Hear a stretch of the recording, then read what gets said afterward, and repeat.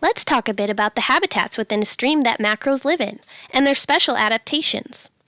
Macroinvertebrates all have their own unique features that help them thrive within designated areas. Our macroinvertebrate friends are also very diverse and all have their own special way of living.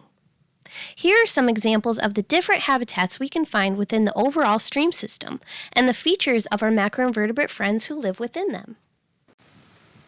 Our first habitat to explore are riffles.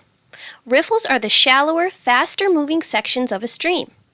When you are at the stream, look for areas with a fast current where rocks break the water's surface.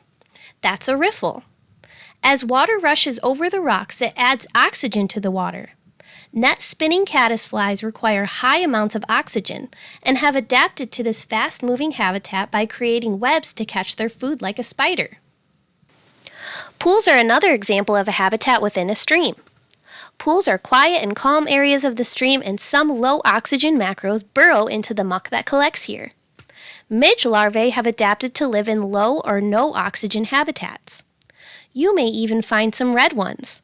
When you find a red one, that means that it's not even breathing oxygen at all. An animal that has adapted to extreme environments, such as places that have no air to breathe, are called extremophiles. Next are rocks. For aquatic animals, there is often some very tasty treats to be scraped off of rocks in a stream. Snails are in an insect category that we call scrapers.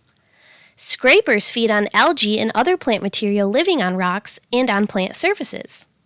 Snails have adapted to be able to suction to the surfaces of rocks to get the nutrients that they need. Our last example is vegetation.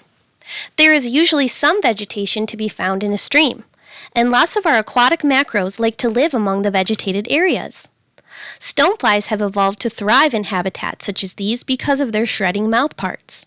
Stoneflies feed on plant material and some decomposing animal material and break it into smaller particles through their feeding and digestive process.